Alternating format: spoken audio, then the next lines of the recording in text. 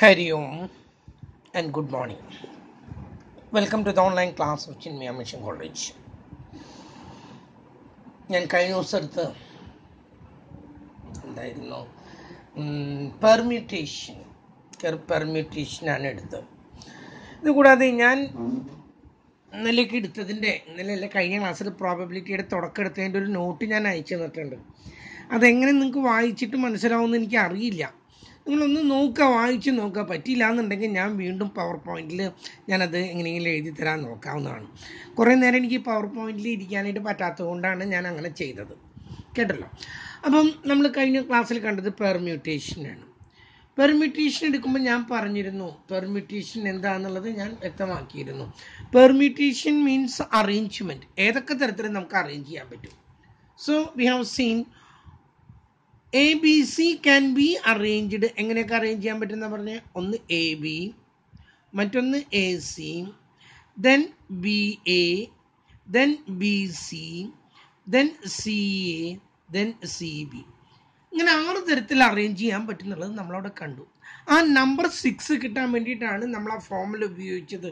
N P R is equal to N factorial by N minus R whole factorial. എത്ര എണ്ണം കിട്ടും? 6 എണ്ണം കിട്ടും എന്നുള്ളത് അറിയാനാണ്. പക്ഷേ ആക്ച്വലി ഇവിടെ ഒരു പ്രശ്നമുണ്ട്. It shows only the arrangement. Some of them are repeating. നോക്കൂ, എയും ബിയും അത് തന്നെയല്ലേ ഈ ബിയും എയും. പിന്നെ അത് വീണ്ടും വേറെ പറയേണ്ട കാര്യമുണ്ടോ? അങ്ങനെ ഒരു ആവശ്യമുണ്ടോ? ആൻ്റണിയും ഭാസ്കരനും കൂടി ഒരു റൂമിൽ, അതന്നെയല്ലേ ഭാസ്കരനും ആൻ്റണി എന്നും പറയുന്നത്. ഇതെന്തിനാ ഈ രണ്ടെണ്ണം വേറെ വേറെ പറയേണ്ട കാര്യം? അതുപോലെ നോക്കി, ഈ എ സി തന്നെയല്ലേ സി എ, അതും തിരിച്ചു പറയേണ്ട കാര്യമുണ്ടോ? അതുപോലെ ബി സി തന്നെയല്ലേ സി ബി.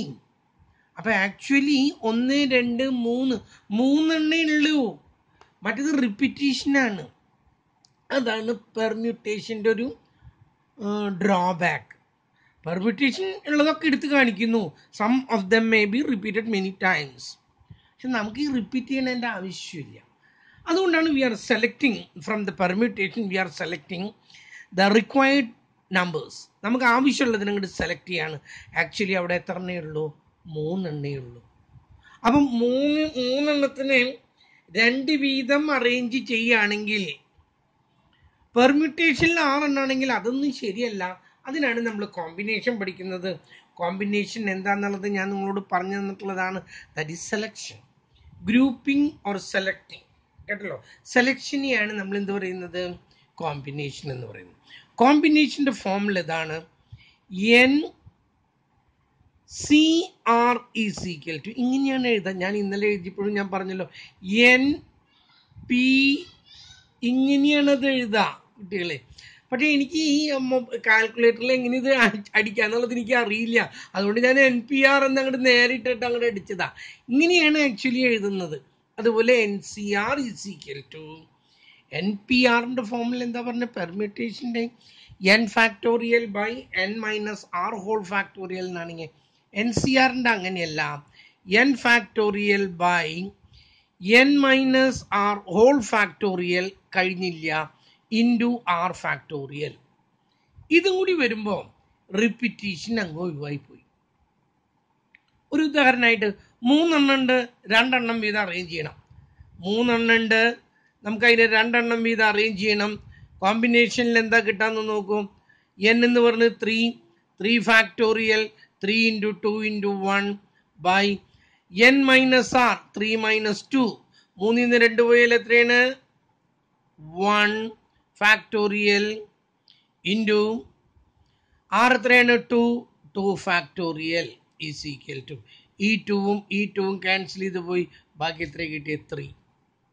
അതാ ഞാൻ പറഞ്ഞത്, A B, A C, N B C, ഈ 3 എണ്ണേ ഉള്ളൂ. അല്ലാതെ വെറുതെ നമ്മൾ ആവശ്യമില്ലാത്തത് ഇങ്ങനെ റിപ്പീറ്റ് ചെയ്ത് എഴുതേണ്ട കാര്യമൊന്നുമില്ല. ഇതാണ് നമ്മുടെ കറക്റ്റ് ആൻസർ. ഓക്കെ,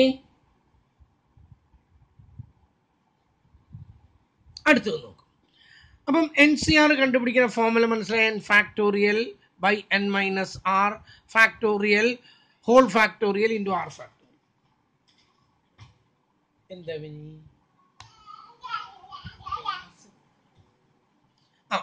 ഇവിടെ ശ്രദ്ധിക്കും. അപ്പം വേറൊരു പ്രോബ്ലം തന്നിരിക്കുന്നു, നോക്കൂ. 5 C2. 5 അഞ്ചെണ്ണത്തിനെ നമ്മൾ രണ്ട് വീതമുള്ള അറേഞ്ച് ചെയ്യുമ്പോൾ ശ്രദ്ധിക്കാം. 5 factorial by 5 minus 2 whole factorial into 2 factorial എന്ന് വന്നു ഈസ് ഈക്വൽ ടു. ഞാനിവിടെ എഴുതാൻ പോകാനായിട്ട്. അപ്പോൾ എഴുതുമ്പോൾ നിങ്ങളൊരു കാര്യം ശ്രദ്ധിക്കാം.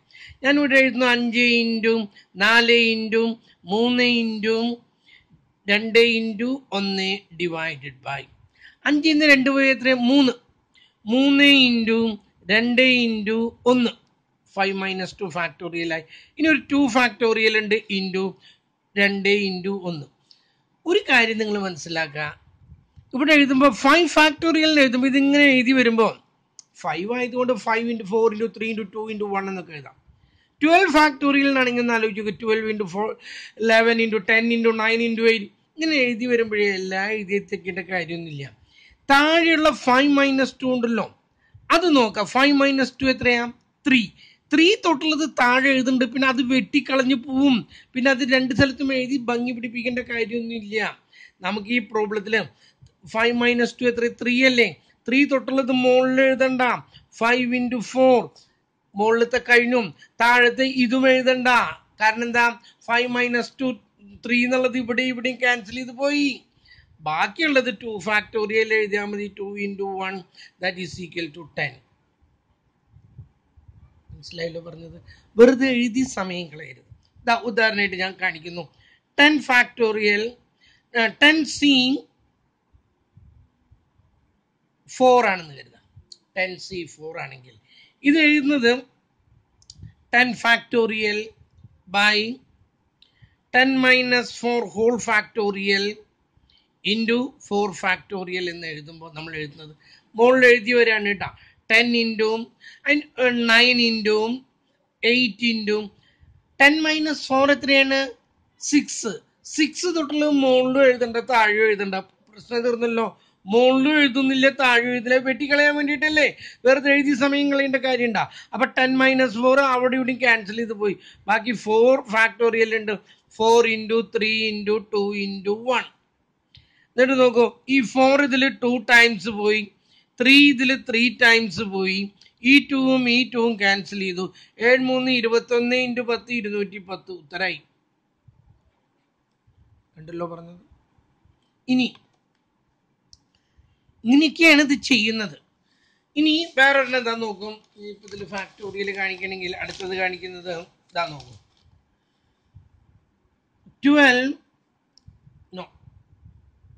10 ആവട്ടെ. 10C7 എന്നാണെന്ന് കരുതാം. ഏറ്റവും കൂടുതൽ നമുക്ക് ആപ്ലിക്കേഷനിൽ കോമ്പിനേഷനാണ്, പെർമ്യൂട്ടേഷൻ ഒന്നുമില്ല. പ്രോബബിലിറ്റിയിലേക്ക് മുഴുവൻ നമുക്ക് കോമ്പിനേഷനാണ്. കോമ്പിനേഷനിൽ ഇതില്ലെങ്കിൽ പറ്റില്ല. ഇതറിയണം. ഇതറിയാത്തൊരു കുട്ടി പ്രോബബിലിറ്റി ക്ലാസ്സിൽ എടുത്തിട്ട് കാര്യമില്ല. ഒരു മിനിറ്റ്.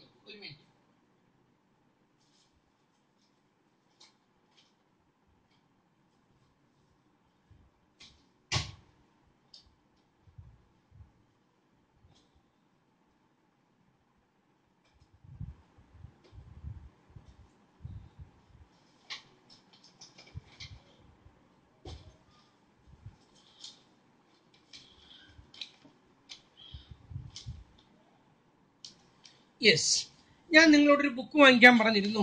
അതിനു മുമ്പ് 10C7 ഒന്ന് ചെയ്യട്ടെ കേട്ടോ. നോക്കൂ, 10C7 ചെയ്യാണ്. 10 ഫാക്ടോറിയൽ ബൈ 10 മൈനസ് 7 എത്രയാണ് 3 factorial into R factorial 7 factorial എഴുതാൻ പോവാണ്. 10 ഇൻറ്റു ഇവിടെ 3യേക്കാൾ നല്ലത് 7 എടുക്കല്ലേ. ഇത് ഇവിടെ ഇങ്ങനെ എഴുതി വരുന്നുണ്ട്. അത് മുകളിൽ എഴുതി സമയം കളയണ. 9 ഇൻറ്റു 8 7 ഫാക്ടോറിയൽ വേണ്ട നമുക്ക്. മുകളിലും താഴെ എഴുതുന്നില്ല. ബാക്കി ഇവിടെ എത്രയുള്ളത് 3 ഇൻറ്റു 2 ഇൻറ്റു 1 എന്ന് എഴുതി. ഈ 3 ഇതിൽ 3 ടൈംസ് പോയി. ഈ 2 ഇതിൽ 4 ടൈംസ് പോയി. 4 3 12 12 ഇൻറ്റു 10 120. ഓക്കെ, ഞാൻ ചെറുതായിട്ടൊന്ന് കാണിച്ചെന്നാണ്, ഒരു എക്സാമ്പിൾ എടുത്തിട്ട് പറഞ്ഞെന്നാണ്. ഇത് കണ്ടുപിടിക്കുക എന്നുള്ളത് കുറച്ച് ബുദ്ധിമുട്ടായിട്ടാണ്. പൊതുവെ കുട്ടികൾക്ക് ഏറ്റവും ബുദ്ധിമുട്ടുള്ളത് ഇത് തന്നെയാണ്. ഇതിനാണ് ഞാൻ നിങ്ങളോട് ഇങ്ങനെ ഒരു ബുക്ക് ഇങ്ങനെ ഒരു ബുക്ക് വാങ്ങിക്കാൻ പറഞ്ഞിട്ടുണ്ട്. ലോഗരിതം എന്ന് പറഞ്ഞിട്ടൊരു ബുക്ക്. ഇതന്നെ അതിൻ്റെ colour logarithm, anti logarithm, mathematical and statistical table by Yamuna publication എന്നാണ് അതിൻ്റെ പേര്. 9 രൂപയാണ് അതിൻ്റെ വില. ആകെ എത്ര പേജ് ഉണ്ടെന്ന് അറിയത്തില്ലേ? ഇതിൽ ഈ ഒരു ബുക്കാണ് നമ്മൾ എക്സാം ഹാളിലേക്ക് കൊണ്ടുപോകുന്നത്. 18 അതായത് 18 പേജ് ഉണ്ട്. അപ്പം ഈ ഒരു ബുക്ക് നമ്മൾ എക്സാമിനേഷൻ ഹാളിലേക്ക് കൊണ്ടുപോവുകയാണെങ്കിൽ എന്തെല്ലാം സൗകര്യങ്ങൾ ഉണ്ടെന്നറിയോ? അതൊക്കെ അവിടെ നിൽക്കട്ടെ, അതൊക്കെ ഞാൻ പിന്നീട് പറഞ്ഞുതരാം. നമുക്കിപ്പോൾ ആവശ്യം എന്താണ്? ഇതാണ് എന്ത് കോമ്പിനേഷൻ എങ്ങനെ കാണാമെന്നുള്ളതാണ് പറയേണ്ടത്. കേട്ടല്ലോ? ഇതിൽ പേജ് നമ്പർ 11 എടുത്താൽ 1 മുതൽ 10 വരെയുള്ള എല്ലാ സംഖ്യകളുടെയും കോമ്പിനേഷൻ അതിലുണ്ട്. നോക്കൂ, നമുക്ക് കിട്ടുന്നത് 10C7 അല്ലേ? 10 ഇവിടെ എടുത്തു, C7 ഇവിടെ എടുത്തു, 10C7 120. കേട്ടല്ലോ? 9C7 ആണെങ്കിൽ 9ന്റെ നേരെ NC7 എടുത്തു, 36. കണ്ടല്ലോ? നമുക്ക് കിട്ടുന്നത് 6C3 ആണെങ്കിൽ 6ന്റെ നേരെ NC3 എടുത്തു, 6ന്റെ നേരെ 20. കേട്ടല്ലോ? അപ്പം NC0 അല്ല, ഇതിലിപ്പോഴേ എല്ലാത്തിൻ്റെ ഉത്തരം ഇതിലുണ്ട്, 10 വരെയുള്ളതിൻ്റെ. അപ്പോൾ എത്ര പെട്ടെന്ന് അതിൻ്റെ ഉത്തരം കിട്ടിയെന്നറിയാം. ഇങ്ങനെ എഴുതി മൾട്ടിപ്ലൈ ചെയ്യാനോ അല്ലെങ്കിൽ ആ മൾട്ടിപ്ലൈ ചെയ്യുമ്പോൾ തെറ്റ് വരുത്താനോ ഒന്നും പോകണ്ട. നേരിട്ടിട്ട് ഇതിലേക്കാൻ നോക്കിയാൽ ഉത്തരം റെഡിലി കിടക്കാം. ഇത് ഒരു ടീച്ചേഴ്സിനും അറിയില്ല, ഒരു കുട്ടികൾക്കും അറിയില്ല. ഇതിൽ വെറുതെ നോക്കി കണ്ടുപിടിച്ചാൽ മതി. പക്ഷേ എത്ര പറഞ്ഞാലും കുട്ടികൾ അത് ശ്രദ്ധിക്കുന്നില്ലെങ്കിൽ നമ്മൾ എന്ത് ചെയ്യും? ഇതാ നോക്കും. അപ്പം ഈ ബുക്കിൽ നോക്കിയിട്ട് 10C10 വരെയുള്ളത് നിങ്ങൾക്ക് കാണാം. ഇനി ഞാൻ ചിലത് ഒരു കാര്യങ്ങൾ പറയാണ്. ഏത് സംഖ്യയും 0 ആണെങ്കിൽ 8C0, NC0, 9C0, 1C0, ഇതിൻ്റെ ഒക്കെ ഉത്തരം 1 ആയിരിക്കും. അതാണ് ഈ ഫസ്റ്റ് കോളം കാണിക്കുന്നത്. NC0 എല്ലാത്തിൻ്റെയും ഉത്തരം എന്താണ്? 1 ആണ്. തലയിൽ അങ്ങോട്ട് ഉറക്കിട്ടെ. NC0ൻ്റെ ഉത്തരം ഇപ്പോഴും എത്രയാണ്? 1 ആണ്. അടുത്തത് NC1, അതേ സംഖ്യ തന്നെയാണെന്ന് കരുതാം. ഇതും NCN ആണ് നമുക്ക് കിട്ടേണ്ടത്. ഇല്ലെങ്കിൽ 8C8 ആണ്, അല്ലെങ്കിൽ 7C7 ആണ്, അല്ലെങ്കിൽ 5C5 ആണ്. ഇങ്ങനെ ഇത് രണ്ടും സെയിം ആയിട്ട് വരികയാണെങ്കിൽ ഇതിൻ്റെ ഉത്തരവും എത്രയായിരിക്കും? 1 ആയിരിക്കും. ഇതാ നോക്കൂ, 1C1, 2C2, 3C3, 8C8, 10C10. കേട്ടല്ലോ? അപ്പം ഇത് ഈ 2 കാര്യങ്ങളെങ്കിലും മിനിമം ഓർത്തിരിക്കാം. 0 ആണ് 6ൻ്റെ അവിടെ വരുന്നതെങ്കിൽ അതിൻ്റെ ഉത്തരം 1 ആണ്. അതേ സംഖ്യ തന്നെയാണ് N-ഉം 6-ഉം സെയിം ആണെങ്കിലും ഉത്തരം 1 ആണ്. അതൊന്നും വേണ്ട, നിങ്ങൾ ഇതിൽ നോക്കി കണ്ടുപിടിച്ചാൽ ഏറ്റവും നന്നായി. ഇതിൽ കംപ്ലീറ്റ് ഉള്ള നിലയ്ക്ക് ഇതിൽ നോക്കിയിട്ട് കണ്ടുപിടിക്കാവുന്നതേ ഉള്ളൂ, തെറ്റ് വരുത്തേണ്ട കാര്യമില്ല. ഇനി വേറെ ഒരെണ്ണം വരെയുണ്ട്. നമുക്ക് വന്നിരിക്കുന്നത് ഇങ്ങനെയാണെന്ന് കരുതാം. 20C10, 20C10 ആണെങ്കിൽ എന്താ എൻ്റെ ഉത്തരം? 20 factorial by 20 minus 10, 10 factorial into 10 factorial is equal to ഇതാ നോക്കൂ, 20 ഇൻറ്റു 19 ഇൻറ്റു 18 ഇൻറ്റു 17 ഇൻറ്റു 6, അങ്ങനെ വന്ന് എത്ര വരെ 11 വരെ വരാം. ബാക്കിയുള്ളത് ഇവിടെ താഴെ ക്യാൻസൽ ചെയ്ത് പോകാനുണ്ട്. കേട്ടല്ലോ? പക്ഷേ രണ്ടാമത്തേത് വീണ്ടും എഴുതണം. 10 ഇൻറ്റു 9 ഇൻറ്റു 8 ഇൻറ്റു അങ്ങനെ വന്ന് എവിടെ വരെ എഴുതണം? 1 വരെ എഴുതണം. ഇതൊക്കെ മൾട്ടിപ്ലൈ ചെയ്യാനുള്ള ബുദ്ധിമുട്ട് എന്താ? അത് ഈ ബുക്ക് ഇതിലിട്ടിട്ട് ഇല്ലേനു. ഇതിൽ 10 വരെയുള്ളൂ. അങ്ങനെ വരുമ്പോഴോ സാറേ എന്ന് ചോദിക്കും. 20 ഒന്നും വരില്ല, 12ഉം 15ഒക്കെ ഞാൻ കണ്ടിട്ടുണ്ട്. അങ്ങനെ വന്നാൽ ഞാൻ പറഞ്ഞിട്ടുണ്ട്, സയൻറ്റിഫിക് കാൽക്കുലേറ്ററിൻ്റെ ആവശ്യകത അപ്പോഴാണ് വരുന്നത്. നമുക്ക് 20C10 ആണ് കിട്ടുന്നതെങ്കിൽ ശ്രദ്ധിക്കാം. ഇതിൽ ആദ്യം 20 അങ്ങ് അമർത്താം. എന്നിട്ട് ഈ മുകളിൽ ഇവിടെ കണ്ടല്ലോ NCR കണ്ടല്ലോ, ഈ ബട്ടൻ്റെ മുകളിൽ NCR എന്ന് കണ്ടില്ലേ?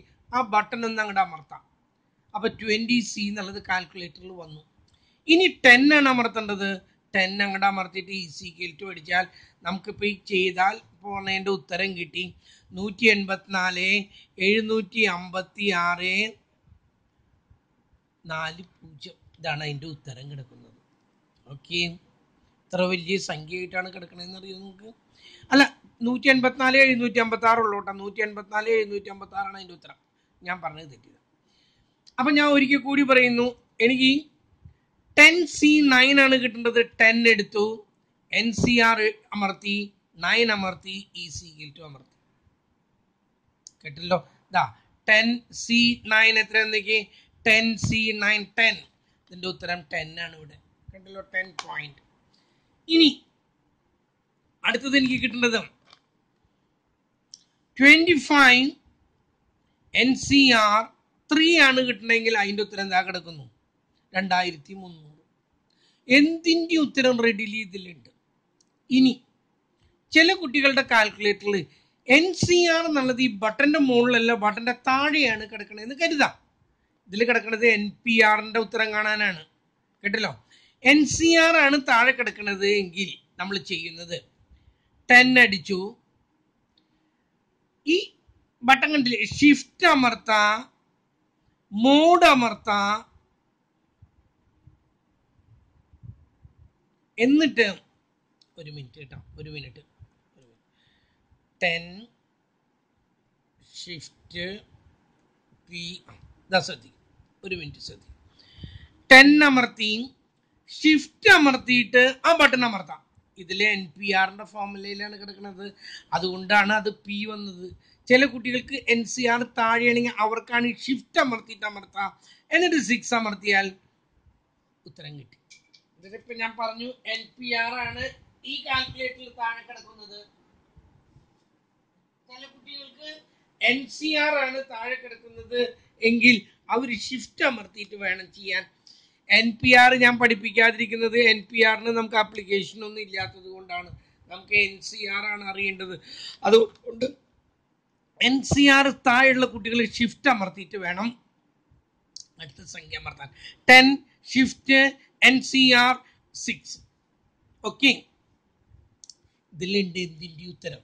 ഇത് പരീക്ഷ ഹാളിലേക്ക് നിങ്ങൾക്ക് കൊണ്ടുപോകാൻ ധൈര്യമായിട്ട്. പണ്ടൊന്നും കൊണ്ടുപോകാൻ പറ്റില്ലായിരുന്നു സയന്റിഫിക് കാൽക്കുലേറ്റർ. പണ്ടല്ല, ശരിക്കും നിങ്ങൾക്ക് ഇത് അനുവദിച്ചിട്ടില്ല. സയന്റിഫിക് കാൽക്കുലേറ്റർ അല്ല അനുവദിച്ചിട്ടുള്ളത്, നിങ്ങൾക്ക് അനുവദിച്ചിട്ടുള്ളത് മറ്റേ കാൽക്കുലേറ്ററാണ്. കാരണം നിങ്ങളുടെ കോറിലേഷനും റിഗ്രഷനും ഒക്കെ ഇതിൽ റെഡിലി ചെയ്യാവുന്നേ ഉള്ളൂ. ഉത്തരം ചെക്ക് ചെയ്യണമെങ്കിൽ ചെക്ക് ചെയ്യുവരെ ചെയ്യാം. അതുകൊണ്ട് ഇതൊന്നും അനുവദിക്കുന്നതല്ല. പക്ഷേ പല സ്ഥലങ്ങളിലും അങ്ങനെയുള്ള പ്രശ്നങ്ങളൊന്നും ഇല്ലാത്തത് കൊണ്ട് നമ്മൾ അങ്ങ് ഉപയോഗിച്ചു പോകുന്നു. കാരണം ആർക്കും അറിയില്ല ഇങ്ങനെ കുറേ കാര്യങ്ങൾ ഇതിലുള്ളതെന്ന്. നമ്മുടെ കോളേജിലുള്ള ടീച്ചേഴ്സിന് തന്നെ അറിയില്ല. അതുകൊണ്ട് ഇത് ഈ കാൽക്കുലേറ്റർ 10ൻ്റെ അപ്പുറത്തുള്ളതിന് ഉപയോഗിക്കാം, 10 വരെയുള്ളതിന് ഇത് ഉപയോഗിച്ചാൽ നമ്മുടെ കാര്യങ്ങൾ കുറേ നടന്നു. കേട്ടല്ലോ? വലിയ ബുദ്ധിമുട്ടുള്ളൊരു ഭാഗമാണ് ഈ കോമ്പിനേഷൻ. അത് വളരെ സിമ്പിളായിട്ട് നിങ്ങൾക്കത് കിട്ടി. അതുകൊണ്ട് തന്നെ ഞാൻ ഇനി കോമ്പിനേഷൻ്റെ ക്ലാസ്സിലേക്ക് ഞാൻ കടക്കുന്നില്ല.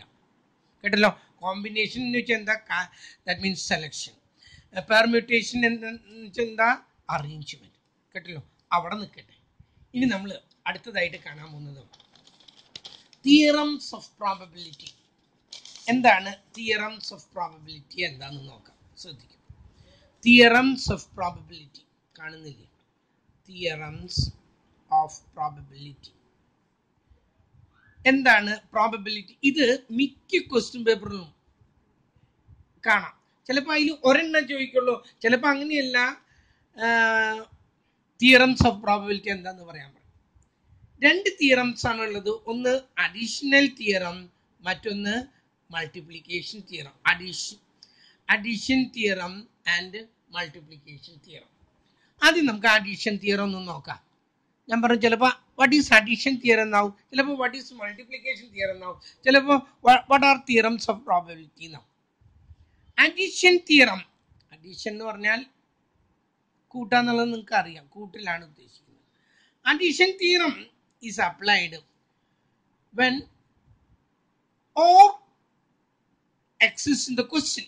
ക്വസ്റ്റ്യനിൽ ഓർ ആണ് നിലനിൽക്കുന്നത് എങ്കിൽ, ഓർ ആണ്, അതായത് 2 പെൺകുട്ടികളോ അല്ലെങ്കിൽ 2 ആൺകുട്ടികളെയോ കിട്ടാനുള്ള പ്രോബബിലിറ്റി. ക്ലാസ്സിൽ നിന്ന് സെലക്ട് ചെയ്തപ്പോൾ നിങ്ങളുടെ ക്ലാസ്സിൽ 70 ആളുണ്ട്. 2 ആൺകുട്ടികളെയോ അതിന് 2 ആളെ തിരഞ്ഞെടുക്കുന്നു. അത് 2 എണ്ണം ഒന്നുകിൽ 2 ആൺകുട്ടികളാകണം അല്ലെങ്കിൽ 2 പെൺകുട്ടികളാകാം. അതിനുള്ള പ്രോബബിലിറ്റി എന്തെന്ന് ചോദിച്ചാൽ, അല്ലെങ്കിൽ 3 ആളെ തിരഞ്ഞെടുക്കുന്നതിൽ 3 ആൺകുട്ടികളോ അല്ലെങ്കിൽ 3 പെൺ അല്ലെങ്കിൽ ഐദർ ഓർ വന്നാൽ അവിടെയാണ് അഡീഷൻ റൂൾ ഉപയോഗിക്കുന്നത്. അങ്ങനെ വരുന്ന സമയത്ത് നമ്മൾ ഉപയോഗിക്കുന്നത് യൂണിയൻ ആണ്. That is probability of A union B is equal to എന്ന് പറഞ്ഞിട്ടുള്ളതാണ് അതിൻ്റെ ഉത്തരം. കേട്ടല്ലോ, അഡീഷനെയാണ് യൂണിയൻ കാണിക്കുന്നത്. കേട്ടല്ലോ, അപ്പൊ അഡീഷൻ എപ്പോഴാണ് അപ്ലൈ ചെയ്യുന്നത്? ഓർ എന്ന്, ഐദർ ഓർ എന്ന് ക്വസ്റ്റ്യനിൽ നിലനിൽക്കുന്നു, ക്വസ്റ്റ്യനിൽ ഉണ്ട് എങ്കിൽ, if there is either or, we have to find the solution for either or.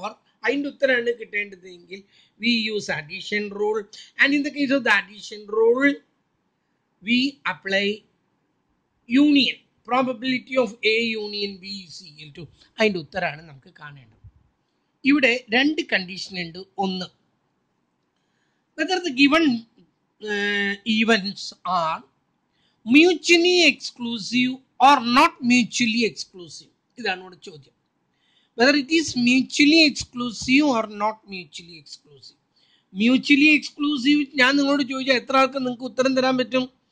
Sir പറയുന്നത് ഇടയ്ക്ക് വാട്സപ്പിലൂടെ ഓരോരുത്തർക്ക് ഓരോ ക്വസ്റ്റ്യൻസ് അങ്ങോട്ട് ഇട്ട് കൊടുക്കുക, എന്നിട്ട് അവരോട് ഉത്തരം അങ്ങോട്ട് പറയാം. അപ്പം തന്നെ മെസ്സേജ്, വോയിസ് മെസ്സേജിൽ ഇതിനൊക്കെ നിന്നാൽ അതിനെ നേരം കാണുള്ളൂ, ക്ലാസ് നീങ്ങില്ല. ഇത് പ്രോബ്ലം ക്ലാസ്, ഇത് തിയറം ക്ലാസ് അല്ല. നമുക്ക് കേട്ടല്ലോ, അതുകൊണ്ടാണ് ഞാനത് ചെയ്യാതിരുന്നത്. പക്ഷെ ചെയ്യണോ എന്നാണ് ഇപ്പോൾ തോന്നുന്നത്. കാരണം ബുധനാഴ്ച തൊട്ട് എല്ലാവരും കോളേജിൽ വന്ന്, നിങ്ങളല്ല കുട്ടികളല്ല കേട്ടോ പറയുന്നത്, എല്ലാ ടീച്ചേഴ്സും കോളേജിലാണ്, കോളേജിൽ നിന്നാണ് ഇനി ക്ലാസ് എടുക്കുന്നത്. അല്ലാതെ ഞാൻ എൻ്റെ വീട്ടിലിരുന്ന് ക്ലാസ് എടുക്കണമൊക്കെ നിന്നു, കോളേജിൽ നിന്ന് ക്ലാസ് എടുക്കാം. അപ്പം തന്നെ അറ്റൻഡൻസ് ആർക്ക് കൊടുക്കണം? മുകളിലേക്ക് കൊടുക്കണം. അല്ലാതെ ഇന്നലെ തന്നെ ഞാൻ കണ്ടത് ഒരു കുട്ടി ക്ലാസ് ഒക്കെ കഴിഞ്ഞിട്ട് 2:15 അറ്റൻഡൻസ് തന്നിരിക്കുന്നു. എന്താ ഞാൻ ആ കുട്ടിയോട് പറയാം? ഇത്ര ദിവസം അതൊക്കെ അനുവദിച്ചിരുന്നു, പക്ഷെ ഇനി അത് അനുവദിക്കുന്നത് എനിക്ക് തോന്നുന്നില്ല. കാരണം ഇനി കറക്റ്റ് ടൈമിൽ തന്നെ കിട്ടിയവരുടെ മാത്രം മതി എന്നാണ് പറയുന്നത്.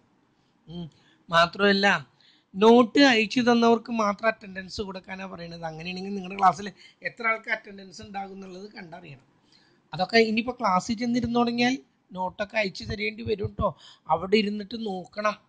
മാത്രമല്ല വൈസ് പ്രിൻസിപ്പൾ അത് ചെക്ക് ചെയ്യുന്ന വരെ പറയുന്നുണ്ട്.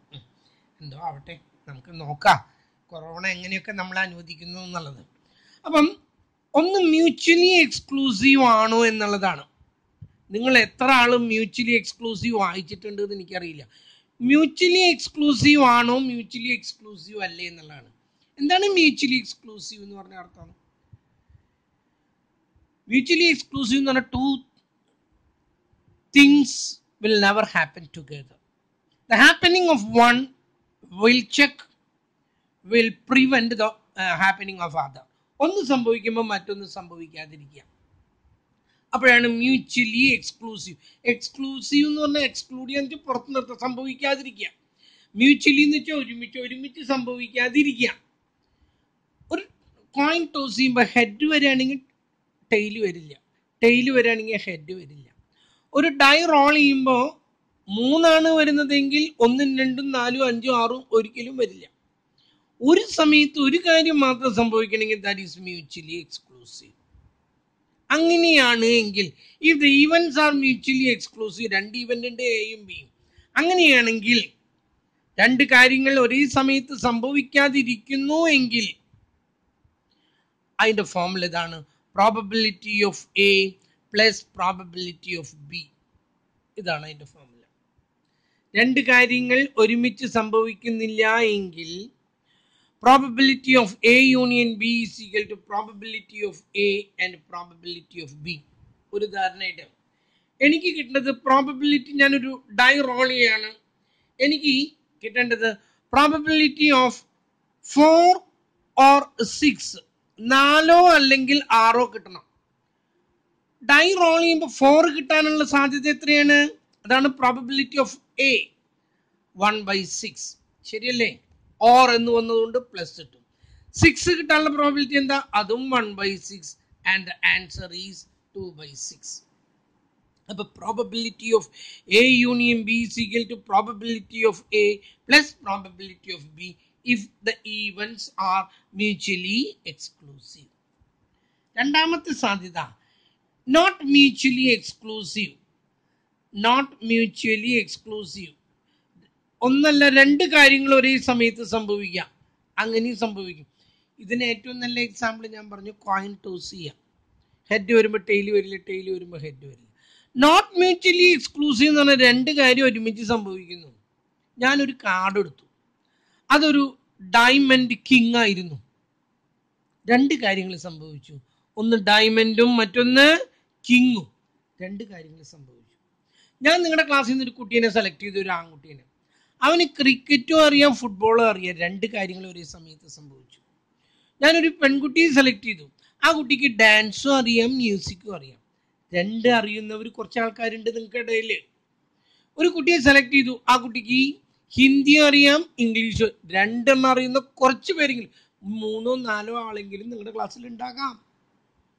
അങ്ങനെ വരുന്നാൽ അതിനെയാണ് നോട്ട് മ്യൂച്വലി എക്സ്ക്ലൂസീവ്, രണ്ട് കാര്യങ്ങൾ സംഭവിച്ചത്. അങ്ങനെ വരുമ്പോൾ പറയുന്നത് probability of A union B is equal to probability of A plus probability of B minus probability of A intersection B എന്ന് വെച്ചിട്ടുണ്ടെങ്കിൽ ആദ്യത്തേത് അറിയുന്നവര് പ്ലസ് രണ്ടാമത്തേത് അറിയുന്നവര് മൈനസ് രണ്ടും അറിയുന്നവര്. അതിൽ നിന്നും കുറച്ചാൽ മാത്രമേ എന്ത് കിട്ടുള്ളൂ? Probability of A union B. ഒന്നുകിൽ എ അല്ലെങ്കിൽ ബി, ഒന്നുകിൽ രണ്ട് ആൺകുട്ടികൾ അല്ലെങ്കിൽ രണ്ട് പെൺകുട്ടികളുടെ ഉത്തരം. ആൺകുട്ടികളും പെൺകുട്ടികളും പറയുമ്പോൾ ഈ ഫോമിലേക്ക് അപ്ലൈ ചെയ്യട്ടാ. ഒന്നുകിൽ ക്രിക്കറ്റ് കളിക്കാൻ അറിയുന്നവര് അല്ലെങ്കിൽ ഫുട്ബോൾ കളിക്കാൻ അറിയുന്നവര് എന്ന് പറഞ്ഞു. അതാണ് ഇതിന്റെ അർത്ഥം. പ്രോബബിലിറ്റി ഓഫ് എ യൂണിയൻ ബിയുടെ അർത്ഥം എന്താ? ഒന്നുകിൽ ക്രിക്കറ്റ് കളിക്കാൻ അറിയുന്നവര് അല്ലെങ്കിൽ ഫുട്ബോൾ കളിക്കാൻ അറിയുന്നവര്, ഒന്നുകിൽ ഡാൻസ് അറിയുന്നവര് അല്ലെങ്കിൽ പാട്ട് അറിയുന്നവര്, ഒന്നുകിൽ ഹിന്ദി അറിയുന്നവര് അല്ലെങ്കിൽ ഇംഗ്ലീഷ് അറിയുന്നവര് എന്ന് പറഞ്ഞാൽ ഹിന്ദി അറിയുന്നവര് പ്ലസ് ഇംഗ്ലീഷ് അറിയുന്നവര് മൈനസ് രണ്ടും അറിയുന്നവർ. അതിൽ നിന്ന് കുറച്ചാലാണ് ഒന്നുകിൽ ഇംഗ്ലീഷ് അല്ലെങ്കിൽ ഹിന്ദി അറിയുന്നവരുടെ എണ്ണം കിട്ടുള്ളൂ. ഇതിന്റെ അർത്ഥം ഐദർ ഓർ എന്നാണ്. ഇത് ടോട്ടൽ എന്നുള്ള അർത്ഥമല്ല, കേട്ടല്ലോ. ഒന്നുകിൽ ഹിന്ദി അറിയുന്നവര് അല്ലെങ്കിൽ ഇംഗ്ലീഷ് അറിയുന്നവര് എന്ന് പറഞ്ഞാൽ നമ്മുടെ ക്ലാസ്സിൽ എല്ലാവർക്കും ഒന്നുകിൽ ഹിന്ദി അല്ലെങ്കിൽ ഇംഗ്ലീഷ് അറിയുന്നവര് വേണമെന്നില്ല. ഇത് രണ്ടും അറിയാത്ത കുട്ടികളുണ്ടാവും. ഹിന്ദിയിൽ ഒരു വാക്കറിയാത്ത കുട്ടികളുണ്ടാവും, ഇംഗ്ലീഷിൽ വാക്കറിയാത്ത കുട്ടികളുണ്ട്, രണ്ടും അറിയാത്തവരുണ്ടാവും. അവരും കൂടി ഇതിന്റെ കൂടെ കൂട്ടുമ്പോഴേ ടോട്ടൽ ക്ലാസ്സിലത്തെ എണ്ണാകുള്ളൂ, കേട്ടല്ലോ. അപ്പം ഇതാണ് നോട്ട് മ്യൂച്വലി എക്സ്ക്ലൂസീവ്. രണ്ട് കാര്യങ്ങൾ ഒരുമിച്ച് സംഭവിക്കുന്നുവെങ്കിൽ probability of A union B is equal to probability of A plus probability of B minus probability of A intersection B. Okay, ഇനി രണ്ടാമത്തേത് മൾട്ടിപ്ലിക്കേഷൻ തിയറാണ്. മൾട്ടിപ്ലിക്കേഷൻ എന്താ? മൾട്ടിപ്ലിക്കേഷൻ തിയറം പറയുന്നത് ഇവിടെയും we are having two possibilities. അതിനു മുമ്പ് എന്താണ് multiplication? Multiplication theorem is used when and exists in the question. We have to find the answer of and. രണ്ടാളെ തിരഞ്ഞെടുക്കുന്നു ക്ലാസ്സിൽ നിന്ന്, അതിൽ ഒന്നൊരു ആൺകുട്ടിയും ഒന്നൊരു പെൺകുട്ടിയും ആകാനുള്ള പ്രോബബിലിറ്റി എന്താ? അല്ലെങ്കിൽ മൂന്നാളെ തിരഞ്ഞെടുക്കുന്നു, അതിൽ രണ്ട് ആൺകുട്ടിയും ഒരു പെൺകുട്ടിയും ആകാനുള്ള പ്രോബബിലിറ്റി, അല്ലെങ്കിൽ രണ്ട് പെൺകുട്ടിയും ഒരു ആൺകുട്ടിയും ആകാനുള്ള പ്രോബബിലിറ്റി. ആൻഡ് വന്നാൽ മൾട്ടിപ്ലിക്കേഷൻ ആണ് ഉദ്ദേശിക്കുന്നത്, ഇൻറ്റു ആണ് ഉദ്ദേശിക്കുന്നത്. ഇൻറ്റു എന്ന് പറഞ്ഞാൽ മൾട്ടിപ്ലിക്കേഷൻ. ആൻഡ് മാത്രമല്ല അവിടെ നമ്മൾ ഉപയോഗിക്കുന്നത് എന്താണ്? ഇന്റർസെക്ഷൻ ആണ്. Probability of A intersection B ആണ്. ബോത്ത് എന്നുള്ള അർത്ഥത്തിലാണ് ഇത് ഉപയോഗിക്കുന്നത്. രണ്ടും, എയും ബിയും രണ്ടും അറിയാവുന്നവർ, ഹിന്ദി അറിയണം, ഇംഗ്ലീഷ് അറിയുന്നവർ, ഡാൻസും അറിയണം, മ്യൂസിക് അറിയുന്നവർ, ഫുട്ബോളും അറിയണം, അതുപോലെ ക്രിക്കറ്റ് അറിയുന്നവർ. ഇങ്ങനെ വരുമ്പോൾ ഇവിടെ രണ്ട് സാധ്യതയാണ് ഉള്ളത്. ഒന്ന്, whether the events are independent or dependent. ആദ്യം ഇൻഡിപെൻഡന്റ് ആണെന്ന് നോക്കാം. If the events are independent, അപ്പൊ ആൻഡ് ആണ് ചോദ്യത്തിലുള്ളത്. അങ്ങനെയാണെങ്കിൽ നമുക്ക് മൾട്ടിപ്ലിക്കേഷൻ ആണ്. അപ്പൊ ഇന്റർസെക്ഷന്റെ ഫോർമുലയാണ് probability of A intersection B ആണ്. ഇനി നമ്മൾ നോക്കുന്നത് ഈ രണ്ട് സംഭവങ്ങളും ഇൻഡിപെൻഡന്റ് ആണോ?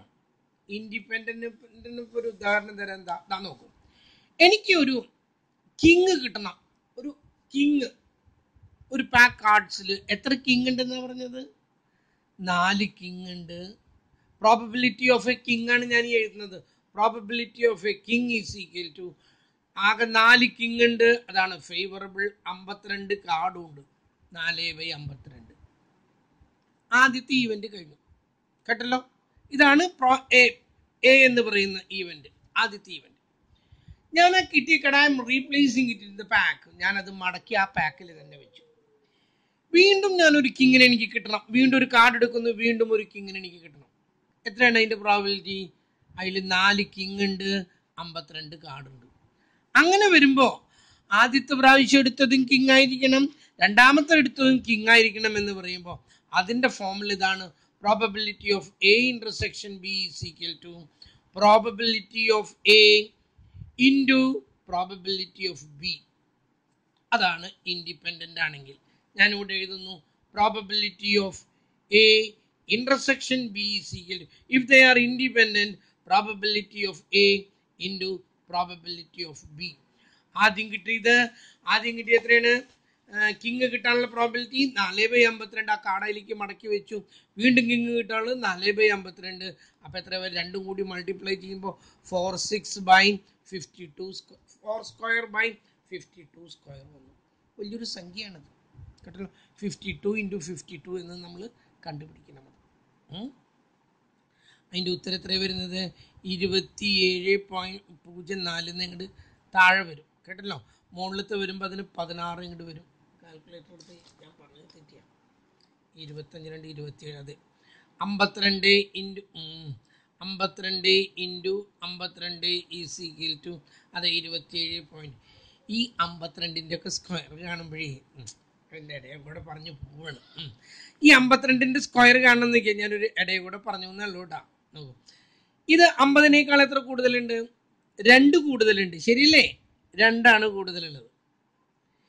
അപ്പൊ നമുക്കൊരു കാര്യം, ഇത് ബേസ് 25 എടുക്കാം. 52-നേക്കാൾ എത്ര കൂടുതലുണ്ട്? 2. ഈ 25ൻ്റെ കൂടെ ഈ 2 കൂട്ടാം. 25 2 27. എന്നിട്ട് ആ 2ൻ്റെ സ്ക്വയർ എഴുതാം. 2ൻ്റെ സ്ക്വയർ എത്ര? 4. 4 ഡിജിറ്റ് ഉണ്ടാകണം, അവിടെ ഒരു 0 കൂടി ചേർത്തു, 2704 ആക്കി. എനിക്ക് കിട്ടുന്നത് 54ൻ്റെ സ്ക്വയർ ആണെന്ന് കരുതാം. 50-നേക്കാൾ എത്ര കൂടുതലുണ്ട്? 4 കൂടുതലുണ്ട്. 25ൻ്റെ കൂടെ 4 കൂട്ടുമ്പോൾ എത്ര കിട്ടുക? 29. 4ൻ്റെ സ്ക്വയർ എത്രയാ? 16. 55ൻ്റെ കിട്ടണ്ടെന്ന് കരുതാം. 25ൻ്റെ കൂടെ 55 എത്രയാ? 5 കൂടുതലുണ്ട്. 50-നേക്കാൾ എത്ര കൂടുതലുണ്ട്? 5. 25ൻ്റെ കൂടെ 5 കൂട്ടുമ്പോൾ എത്രയാ? 30. 5ൻ്റെ സ്ക്വയർ എത്രയാ? 25. എനിക്ക് 60ൻ്റെ സ്ക്വയറാ കിട്ടണ്ടെന്ന് കരുതാം. 50ൽ നിന്ന് എത്ര കൂടുതലുണ്ട്? 10. ആ 10 25ൻ്റെ കൂടെ കൂട്ടി, 25 10 35. എന്നിട്ട് 10ൻ്റെ സ്ക്വയർ എത്രയാ? 100. നമുക്ക് 4 ഡിജിറ്റ് മതിയിട്ടാ. 1 ഇവിടെ എഴുതാം, 0 0 ഇവിടെ കൊടുക്കുക. എന്നിട്ട് അതിൻ്റെ കൂടെ കൂട്ടിയിട്ട് 36 00. കണ്ടല്ലോ. ഇനി 70 നമുക്ക് കിട്ടുന്നത് 70ൻ്റെ ആണെന്ന് കരുതാം. 50-നേക്കാൾ എത്ര കൂടുതലുണ്ട്? 20 കൂടുതലുണ്ട്. 25ൻ്റെ കൂടെ 20 കൂട്ടുമ്പോൾ 45. 45. ഇനി 20ൻ്റെ സ്ക്വയർ കാണുമ്പോൾ എത്രയും? 400. ആ 4 ഡിജിറ്റ് വരാവൂ, അതുകൊണ്ട് 4 ഇതിൻ്റെ അടിയിൽ എഴുതിയിട്ട് കൊടുത്തു. 49 00. എത്ര വലിയ സംഖ്യയാണെങ്കിലും നമുക്ക് കണ്ടുപിടിക്കാനായിട്ട് വളരെ സിമ്പിളായിട്ട് പറ്റും. 25 ബേസ് ആണ്, 50ൻ്റെ അവിടെ നിന്നാണ് നമ്മൾ കൗണ്ട് ചെയ്തത്. ഇനി 50-നേക്കാൾ കുറവാണെങ്കിലും ഇങ്ങനെ തന്നെ, അപ്പൊ കുറയ്ക്കണമെന്ന് മാത്രം. 50-ൽ നിന്നും കുറയ്ക്കണമെന്ന് മാത്രം. ഇതാ നോക്കൂ, എനിക്ക് കിട്ടുന്നത് 45ൻ്റെ കിട്ടുന്നത്. 50-നേക്കാൾ എത്ര കുറവുണ്ട്? 5 കുറവുണ്ട്. 25 ന്ന് 5 കുറച്ച് 20. ഇനി ഈ 5ൻ്റെ സ്ക്വയർ അത് ഇപ്പുറത്ത് വെച്ചിട്ട് കൊടുത്തു. 5ൻ്റെ സ്ക്വയർ എന്ന് പറയുന്നത് 5 കുറവ് എന്ന് പറഞ്ഞില്ലേ? എനിക്ക് കിട്ടുന്നത് 42ൻ്റെ സ്ക്വയർ ആണ്. 50-ൽ നിന്ന് എത്ര കുറച്ച്? 8 കുറച്ചു. 25 നിന്ന് 8 കുറയ്ക്കുമ്പോൾ എത്ര കിട്ടാം? 25 നിന്ന് 8 കുറയ്ക്കുമ്പോൾ 17 കിട്ടും. ഇനി ആ 8ൻ്റെ എണ്ണ 64 അതിൻ്റെ പിന്നിൽ എഴുതിയിട്ട് കൊടുത്തു. കാര്യം കഴിഞ്ഞു. എത്ര എളുപ്പത്തിൽ അതിൻ്റെ ഉത്തരം കിട്ടാന്നറിയാം. ഇതൊക്കെയാണ് ബാങ്ക് ടെസ്റ്റിന് നമ്മൾ സാധാരണയായിട്ട് കുട്ടികൾക്ക് പറഞ്ഞു കൊടുക്കുന്ന രീതിയാണ്. പെട്ടെന്ന് ഉത്തരം കിട്ടാം. അവർക്കൊന്നും കാൽക്കുലേറ്റർ ഉപയോഗിക്കാൻ പറ്റില്ല. നമുക്ക് അങ്ങോട്ടൊന്നും പോകേണ്ട കാര്യമില്ലായിരുന്നു, വെറുതെ എൻ്റെ സമയം കളയായിരുന്നു അല്ലേ. യെസ്, നമുക്ക് ഒരെണ്ണം കൂടി പറഞ്ഞിട്ട് നിർത്താം. അടുത്ത നോക്കൂ, ഇൻഡിപെൻഡന്റ് ആണെങ്കിൽ probability of A intersection B is equal to probability of A into probability of B. If they are dependent, അത് രണ്ടും ഡിപ്പെൻഡന്റ് ആണ്. ഡിപ്പെൻഡന്റ് എന്ന് പറഞ്ഞാലേ ഇതില് the first event is not influencing the second event. ഇതിൽ ആദ്യത്തെ event രണ്ടാമത്തെ ഇവന്റിന് എന്തെങ്കിലും ബാധിച്ചാ? ഒരു ഇതുമില്ല. ആദ്യത്തെ ഇവന്റ് 4/52 ആണ്, രണ്ടാമത്തേത് 4/52 ആണ്. ഒരു വസ്തു ഉണ്ടായില്ല. Because we are replacing the card. ആ കാർഡ് മടക്കി വെച്ചു. വേറൊരു സാധ്യത കൂടി ഉണ്ട്. I would like to have a queen. അപ്പൊ ഒരു ക്വീൻ കിട്ടാനുള്ള പ്രോബിലിറ്റി എത്രയാണ്? 4/52. ശരിയല്ലേ? I'm not replacing that card. I'm keeping that card in my pocket itself. ആ കാർഡ് ഞാൻ മടക്കി വെക്കുന്നില്ല. അപ്പോഴാണ് എന്ത് വരുന്നത്? ഡിപ്പെൻഡന്റ് ആവുന്നത്. ആ കാർഡ് ഞാൻ മടക്കി വെക്കുന്നില്ല. I'm keeping that card in my pocket and I would like to get another queen. വീണ്ടും ഒരു ക്വീനെ കിട്ടണം. 4 ക്വീൻ ഉണ്ടാ? ഇല്ല, ഒരെണ്ണം എൻ്റെ പോക്കറ്റിൽ പോയി. 3/52 കാർഡ് ഉണ്ടാ? ഒരെണ്ണം എൻ്റെ പോക്കറ്റിലായിരിക്കുന്നത്. 3/51. ഇങ്ങനെ വന്നപ്പോൾ 4/52 ഇൻറ്റു 3/51 അത് ആദ്യത്തേത് രണ്ടാമത്തേതിനെ സ്വാധീനിച്ചപ്പോൾ സംഖ്യ മാറി. നേരത്തേൽ ആദ്യത്തേത് രണ്ടാമത്തേതിനെ സ്വാധീനിച്ചില്ല, അതേ സംഖ്യ തന്നെ വന്നു. ഇവിടെ എങ്ങനെയല്ല, ആദ്യത്തെ ഒരു കാർഡ് റീപ്ലേസ് ചെയ്യാത്തതുകൊണ്ട് രണ്ടാമത്തേതിനെ സ്വാധീനിച്ചു. അങ്ങനെ വരുമ്പോൾ നമ്മൾ എഴുതുന്നത് probability of A union A intersection B is equal to probability of A into probability of B after happening A. A സംഭവിച്ചു കഴിഞ്ഞിട്ട് B. A സംഭവിച്ചു കഴിഞ്ഞത് കൊണ്ടാണ് ഒരു കാർഡിന്റെ എണ്ണം കുറഞ്ഞത് രണ്ടിടത്തും. A സംഭവിച്ചു കഴിഞ്ഞിട്ട് B, അതാണ് ഇതിന്റെ അർത്ഥം. എന്താ? അപ്പൊ അങ്ങനെ വരുമ്പോൾ if they are dependent, probability of A into intersection B is equal to probability of A into probability of B after happening A. That is probability of B by A. B by A എന്ന് പറഞ്ഞതിന്റെ അർത്ഥമാണ് ഈ പറഞ്ഞത്. A സംഭവിച്ചു കഴിഞ്ഞതിന് ശേഷം B സംഭവിക്കാനുള്ള probability എത്രയാണെന്ന് നോക്കാം. അതാണ് ഈ 3/51. അപ്പൊ 4/52 ഇൻറ്റു 3/51 അതാണ് അതിൻ്റെ ഉത്തരം. Okay. Addition theorem multiplication theorem വളരെ ഇമ്പോർട്ടൻ്റ് ആണ്. അഡീഷൻ തിയറം എപ്പോഴാണ് ഉപയോഗിക്കാം? ഓർ വരുമ്പോൾ ഐദർ ഓറിനാണ് അഡീഷൻ തിയറം ഉപയോഗിക്കുന്നത്. മൾട്ടിപ്ലിക്കേഷൻ വരുന്നത് എപ്പോഴാണ്? ആൻഡിനാണ്. ബോത്ത് എന്നും പറയും. അതിന് രണ്ടിനും സ്ഥാനം ഉണ്ടെങ്കിൽ അതിന് നമ്മൾ മൾട്ടിപ്ലിക്കേഷൻ തിയറാണ് ഉപയോഗിക്കുന്നത്. അഡീഷൻ തിയറത്തിൽ നമ്മൾ ഉപയോഗിക്കുന്നത് യൂണിയൻ ആണ്. Probability of A union B. Multiplication നമ്മൾ ഉപയോഗിക്കുന്നത് ഇന്റർസെക്ഷൻ ആണ്. Probability of A intersection B. Addition തിയറത്തിൽ രണ്ട് സാധ്യതയുണ്ട്. ഒന്ന് മ്യൂച്വലി എക്സ്ക്ലൂസീവ്, രണ്ട് കാര്യങ്ങൾ ഒരുമിച്ച് സംഭവിക്കാതിരിക്കാം. മറ്റൊന്ന് നോട്ട് മ്യൂച്വലി എക്സ്ക്ലൂസീവ്, രണ്ട് കാര്യങ്ങൾ ഒരുമിച്ച് സംഭവിക്കാം. രണ്ട് കാര്യങ്ങൾ ഒരുമിച്ച് സംഭവിക്കുന്നില്ല എങ്കിൽ അതിൻ്റെ formula probability of A union B is equal to probability of A plus probability of B ആണ്. രണ്ട് കാര്യങ്ങൾ ഒരുമിച്ച് സംഭവിക്കുന്നുണ്ടെങ്കിൽ അതിൻ്റെ ഫോർമുല എന്താണ്? Probability of A union B is equal to probability of A plus probability of B minus probability of A intersection B. രണ്ടും സംഭവിക്കാനുള്ള സാധ്യത അതിൽ നിന്ന് കുറച്ച് കളയണം. മൾട്ടിപ്ലിക്കേഷൻ എന്താണ്? ആൻഡ് വരുമ്പോൾ ബോത്ത് വരുമ്പോൾ എന്താ ഫോം സാധ്യതകൾ? whether the events are independent or dependent. If the events are independent, രണ്ടും സ്വതന്ത്രാണെന്ന് പറഞ്ഞാൽ ആദ്യത്തേത് രണ്ടാമത്തേതിനെ സ്വാധീനിക്കുന്നില്ല. The occurrence of the first event is not affecting, not influencing the second event. The former event is not influencing the succeeding event. ആദ്യത്തെ event വരുന്ന ഇവന്റുകളെ സ്വാധീനിക്കുന്നില്ല എങ്കിൽ അതിനെ പറയുന്ന പേരാണ് they are independent. അങ്ങനെ വരുമ്പോൾ probability of A intersection B is equal to probability of A into probability of B. ആദ്യത്തേതിന്റെ സാധ്യത probability into രണ്ടാമത്തേതിന്റെ probability. ഇനി if they are dependent എപ്പോഴാണ് വരാം? The card is not replacing. കേൾക്കോ, രണ്ട് കുട്ടികൾ പരീക്ഷ എഴുതാതിരിക്കുകയാണ്. ആദ്യത്തോൻ ജയിച്ചു എന്നുള്ളത് കൊണ്ട് രണ്ടാമത്തോനും ജയിക്കാതിരിക്കാൻ അവന് വല്ലതുണ്ടോ? അവനെ സ്വാധീനിക്കുന്നുണ്ടാ? ആദ്യത്തോൻ ജയിച്ചു ചിലപ്പോൾ രണ്ടാമത്തോനും ജയിക്കാം, ആദ്യത്തോൻ തോറ്റു രണ്ടാമത്തോൻ ജയിക്കാം. അത് തമ്മിൽ യാതൊരു ബന്ധവുമില്ല. അങ്ങനെ വരുമ്പോൾ എന്താണ്? ദേ ആർ ഇൻഡിപെൻഡൻ്റ് ആണ്. കേട്ടല്ലോ, രണ്ടാൾക്കും സ്വതന്ത്രമായിട്ടുള്ളതാണ്. ഇവൻ ജയിച്ചത് കൊണ്ടോ തോറ്റത് കൊണ്ടോ മറ്റവനെ ബാധിക്കുന്നില്ല. അതാണ് ഇൻഡിപെൻഡൻ്റ്. കേട്ടല്ലോ. രണ്ടാമത്തെ ഇത് ഡിപ്പെൻഡൻ്റ് ആണ്, ഒന്നും മറ്റൊന്നിനെ സ്വാധീനിക്കുന്നുവെങ്കിൽ അപ്പം എന്താ പറയുക? Probability of A intersection B is equal to probability of A into probability of B by A. Okay. ഇനി ഇതിൽ പ്രോബ്ലം ചെയ്യാനുണ്ട്.